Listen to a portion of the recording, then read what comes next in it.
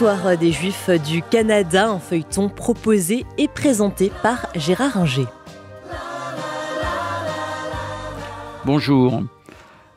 Nous avons vu la dernière fois que des Juifs se sont installés au Canada, du côté anglais d'abord, puis dans le Canada qui est devenu une fédération de provinces à partir de 1867, qu'ils vont vivre paisiblement, mais ils ne vont pas être très nombreux jusqu'à 1945. En 1945, la politique restrictive d'immigration au Canada va changer. D'une part parce que les dirigeants politiques prennent conscience qu'il faut permettre cette immigration pour développer économiquement le pays. D'autre part parce que beaucoup de Canadiens sont sensibles à la situation tragique des personnes déplacées en Europe. Et donc le Canada va ouvrir ses frontières.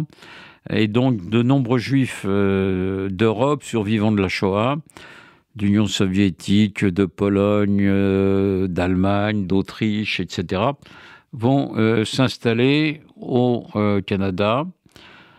À Montréal, puisqu'il y avait une communauté juive installée là depuis longtemps, traditionnelle. À Toronto, parce que c'est la capitale économique de plus en plus du pays. Et même à Vancouver, en Colombie-Britannique, sur la côte Pacifique, parce que là, les échanges avec la côte ouest américaine sont florissants et qu'on peut faire de bonnes affaires. Donc, la communauté juive va grandir. Elle va également grandir à partir des années 1960, quand le Québec de Duplessis, ultra-conservateur, va s'ouvrir au monde moderne. Là, ce sont des juifs séfarades, des juifs marocains essentiellement, qui vont venir pour une vingtaine de milliers d'entre eux s'installer à Montréal. Eux, ils s'installent à Montréal parce que c'est une ville francophone, comme eux, et donc ils se sentent parfaitement à l'aise. Ce qui fait que Montréal est vraiment la seule ville du Canada où on trouve des Ashkénazes et des séfarades. Ils vont quand même néanmoins connaître une situation un peu compliquée à partir des années 70, parce que le Parti québécois, qui est un parti nationaliste, va prendre le pouvoir dans la belle province, comme on dit, et va préconiser l'indépendance. Alors, l'indépendance, on est dans un pays démocratique, ça ne peut se faire qu'à travers des référendums. Il y a 2 référendums, je crois, en 1976 et en 1980, qui vont se traduire par le succès du non. Succès étroit, mais succès réel. Ce qui fait qu'en 1980, le Premier ministre du Québec, M. Parizeau, qui est un nationaliste convaincu, qui a organisé ce référendum et qui le perd de peu,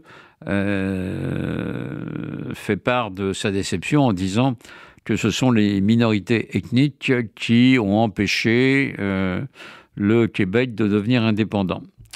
Une déclaration qui est mal prise par les Juifs, qui prennent ça pour eux. Et c'est vrai que les Juifs de Montréal ont voté, dans leur très grande majorité, contre l'indépendance. Mais la déclaration visait également des Italiens, des Grecs et d'autres Russes ou Ukrainiens installés dans le Québec, installés au Québec.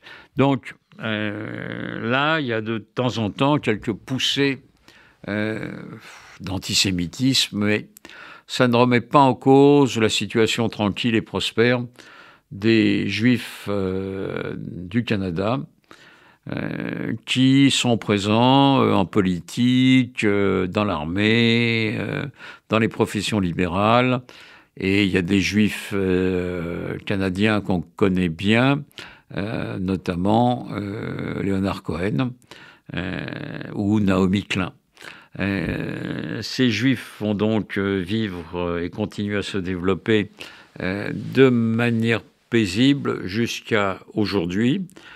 Et ils vont prospérer au point de devenir, comme je l'ai dit dans l'épisode précédent, la troisième diaspora au monde, avant la Grande-Bretagne, avant l'Argentine, puisque les Juifs canadiens sont à peu près 400 000, émigrent peu vers Israël,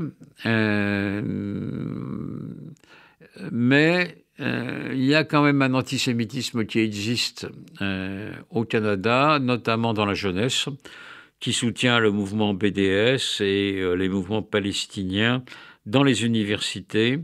Et il y a un renouveau de l'antisémitisme qu'on ne connaissait pas. Il n'empêche que les Juifs canadiens vivent tranquilles et que d'autre part, les relations entre le gouvernement de M. Trudeau et l'État d'Israël sont excellentes. Le Canada, à l'ONU, vote comme les États-Unis et une partie de l'Europe en faveur d'Israël.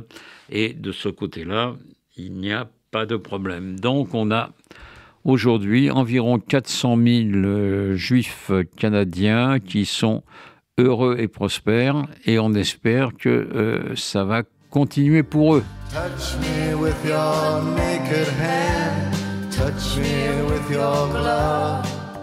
C'était l'histoire des Juifs du Canada, un feuilleton proposé et présenté par Gérard Inger. Dance me to the end of love. Dance me to the end of love.